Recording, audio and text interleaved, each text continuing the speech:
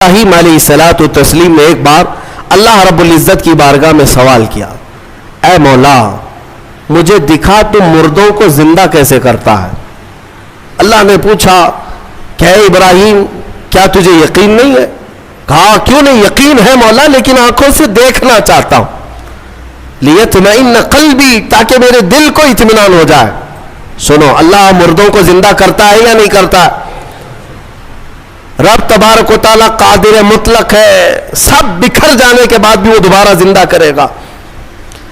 ہاں کئی واقعات ہیں، حضرت عزیر علیہ السلام کا واقعہ بھی آج ہم نے تلاوت کیا۔ ایک نبی تھے اللہ کے، 33 سال کی عمر تھی، وہ اپنے خچر پر جا رہے تھے، ایک بستی کو دیکھا اجڑی ہوئی تھی، اجڑی ہوئی۔ انہوں نے یہ پوچھا اللہ کی بارگاہ میں کہ مولا یہ سب پوری بستی اجڑ گئی، یہاں نہ سبزے اگتے ہیں، نہ درخت، نہ پودے، کچھ نہیں، کیا پھر اس بستی کو تو دوبارہ زندہ کرے گا؟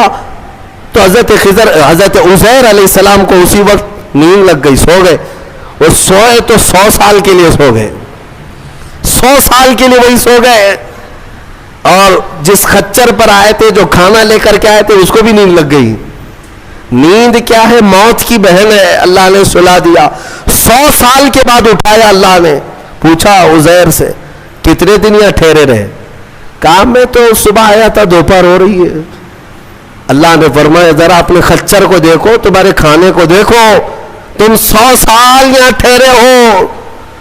حضرت عزیر جب اٹھے اور گئے تو ان کی عمر تو 33 تھی، ان کی عمر تو 33 سال ہی تھی۔ مولا 100 سال سلایا، اس کے بعد بھی جوان ہی اٹھایا۔ جب اپنی آبادی میں آئے تو ان کے زمانے کے بچے بھی بوڑھے ہو چکے تھے، خود ان کی اولاد جو ان کے بیٹے تھے وہ ان سے بھی بڑے ہو چکے تھے، 118 سال، 115 سال، 110 سال کے ان کی عمریں ہیں، اور حضرت عزیر کی عمر تو 33 سال ہے۔ حضرت عزیر آئے اور کہا میں عزیر ہوں، اللہ کا نبی۔ لوگوں نے انکار کر دیا کہ وہ 100 سال پہلے جا چکے، تم کہاں سے آئے ابھی؟ ایک خاتون جو ان کے گھر کی کنیز تھی، وہ بہت بوڑھی ہو چکی تھی، اس نے کہا میں عزیر کو 2 علامتوں سے پہچانتی ہوں، اگر وہ 2 علامتیں اس کے اندر ہیں تو یہ عزیر ہے۔ وہ آئی، کہا ایک تو یہ ہے کہ پورے زمانے میں تورات اگر کسی کو لفظ بلفظ یاد ہے تو صرف عزیر علیہ السلام کو، کسی کو نہیں، ایک علامت یہ ہے۔ دوسری یہ ہے کہ ان کی پیٹھ پر ایک نشان ہے جو کسی کے اندر نہیں ہے، وہ میں دیکھ چکی ہوں۔ حضرت عزیر کو جب اس بوڑھی نے یہ کہا تو حضرت عزیر علیہ السلام نے لفظ بلفظ پوری سورہ تورات سنا دی، اور ان کی پیٹھ پر وہ نشان بھی باقی تھا۔ تو اس خاتون نے پکار کر کہا اے لوگوں، یہ اللہ کی قدرت ہے، یہی عزیر ہے جو 100 سال پہلے ہم سے بچھڑا تھا، آج مولا نے 100 سال بعد دوبارہ اسے ہمارے ہاں اٹھا کر لایا ہے۔ یہ واقعہ کیوں پیش آیا؟ یہ ان منکرین کو بتانے کے لیے جو یہ سمجھتے ہیں کہ موت کے بعد پھر اللہ کسی کو نہیں اٹھا سکتا، اسی لیے کچھ لوگ جلا کر راکھ کرتے ہیں، کچھ لوگ چیل کووں کو کھلا دیتے ہیں کہ مرنے کے بعد پھر پکڑ نہیں ہونی چاہیے۔ یہ شراب کیوں پیتا تھا، چوری کیوں کرتا تھا، کوئی ڈنڈے مارنے والا نہ ہو، ہم تو اس کو جلا کے راکھ کر چکے۔ مولا قرآن میں بیان فرماتا ہے جو رب ایک پانی کے قطرے سے تمہیں انسان بنا سکتا ہے، تمہاری راکھ کو جمع کر کے دوبارہ تمہیں زندہ کیوں نہیں کر سکتا؟ وہ قادر مطلق ہے، دوبارہ اٹھائے گا۔ ہمارا عقیدہ کیا ہے؟ موت کے بعد ہم دوبارہ ہوں گے کہ نہیں ہوں گے، لیکن اس دنیا میں نہیں، پنیہ جنم نہیں، ہاں یہ پنیہ جنم والا نہیں ہے۔ ہمارا جو عقیدہ ہے وہ یہ ہے کہ مریں گے یہاں، اٹھیں گے قیامت کے دن۔ قیامت سے پہلے پھر کسی کی آتما نہیں اٹھنے والی ہے، جس کی اٹھتی ہو بیوقوف ہے۔ ہاں وہ جو مشہور کرتے ہیں کہ اس کی آتما آئی، اس کی آتما آئی، کسی کی آتما نہیں آتی۔ ہاں یہ بات یاد رکھیں، شیطان کھیلتا ہے، روحیں جا چکی، ایک بار نکل گئی تو اب قیامت کے دن دوبارہ زندہ ہوئی۔ الحمدللہ ہمارا عقیدہ یہی ہے، اسلام کا عقیدہ یہ، ہم مرنے کے بعد عالم برزخ میں جاتے ہیں اور پھر مولا قیامت کے دن اٹھاتا ہے۔ اس سے پہلے ہمارا عقیدہ یہ نہیں کہ ہم مرنے کے بعد پھر کبھی چوہا بن کے اٹھیں گے، بلی بن کے اٹھیں گے، کتا بن کے اٹھیں گے۔ ہاں اچھے کام کیا تھا تو اچھا بن کے دوسرے جنم میں پیدا ہوگا, برا کام کیا تھا تو کتا بن کے جنم لے گا. یہ نہیں ہے. الحمدللہ ہمیں اللہ نے انسان بنایا تھا, انسان ہی اٹھیں گے. ہاں, کتوں والا عقیدہ مت رکھو, چوہوں والا اور بلیوں والا عقیدہ مت رکھو. ہمارا یہ عقیدہ نہیں. جو بات میں عرض کر رہا تھا وہ ابراہیم علیہ السلام کی. ابراہیم علیہ السلام نے پوچھا رب سے, تو کیسے زندہ کرتا ہے مرنے کے بعد؟ تو رب نے فرمایا, کیا تجھے یقین نہیں؟ کہا یقین ہے, میں آنکھوں سے دیکھنا چاہتا ہوں. کہا ٹھیک ہے, 4 پرندے لے لو اور ان کو ذبح کرو اور پھر ان کو قیمہ بنا دو, چاروں کا گوشت مکس کرو اور سب ملا کر کے 4 حصے کرو. ایک حصہ اس پہاڑ پر, دوسرا اس پہاڑ پر, تیسرا اس پہاڑ پر, چوتھا اس پہاڑ پر. 4 پہاڑوں پر گوشت رکھ کر کے آؤ یہ مکس قیمے کا, اور پھر اپنی جگہ پر کھڑے ہو جاؤ, ان پرندوں کے نام لے کر کے بلاؤ. ابراہیم علیہ السلام کو یہ پروسیس کرایا گیا. ابراہیم علیہ السلام نے کیا کیا لیے؟ ایک کوا لیا, توجہ چاہتا ہوں, کیا لیا؟ کوا لیا. دوسرا مرغا لیا, تیسرا کبوتر, چوتھا مور.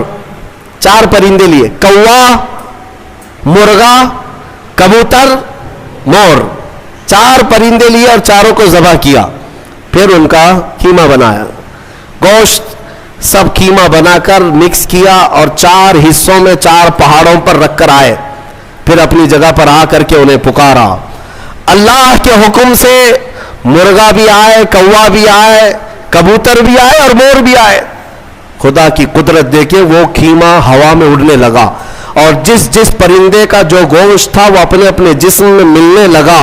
اور پھر ان کی جو منڈیاں تھی, منہ, وہ ابراہیم علیہ السلام کے پاس تھی.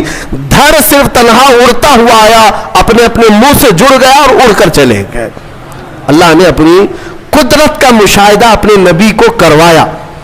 ابراہیم علیہ السلام, مردوں کو مولا کیسے زندہ کرتا ہے یہ نبی کو سامنے کر کے دکھایا گیا. لیکن صوفیہ کرام کی بھی ایک تعلیم ہوتی ہے.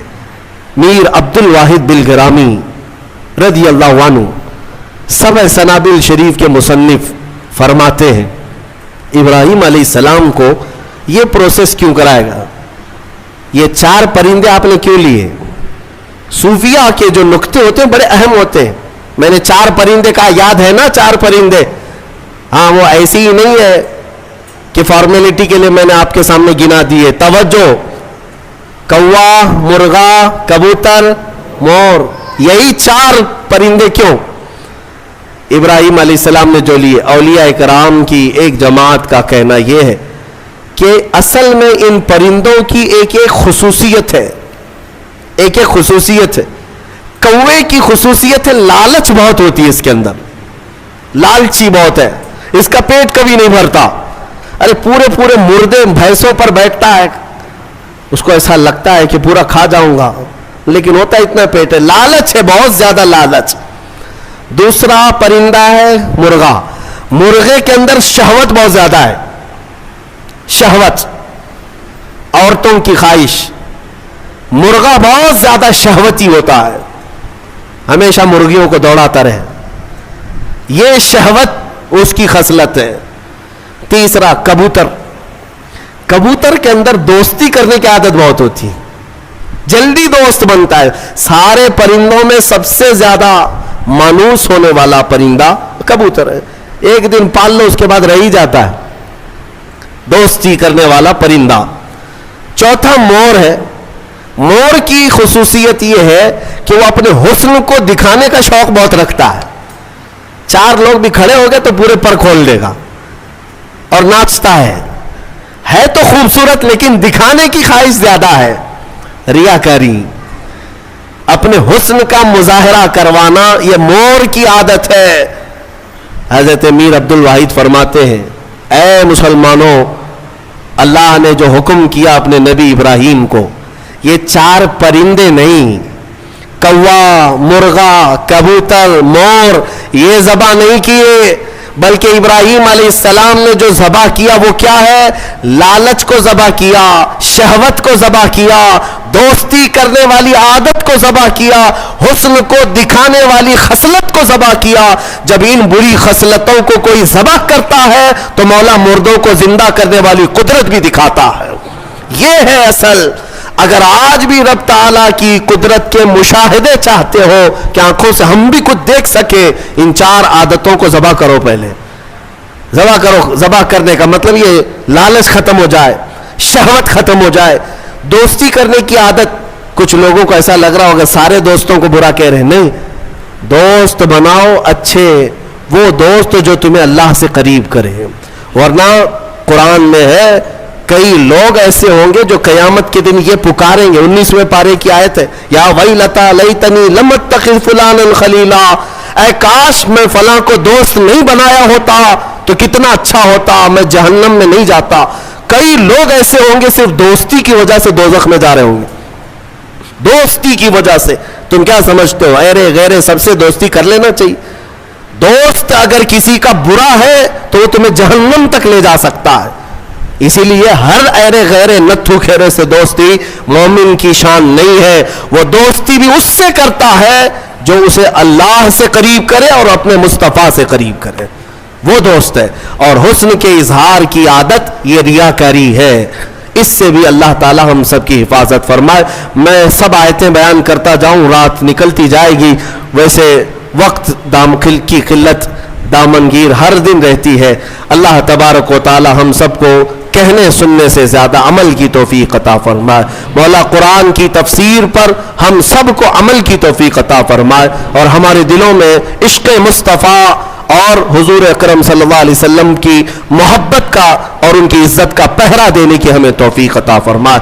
وآخر دعوانا ان الحمد للہ رب العالمین۔ السلام علیکم۔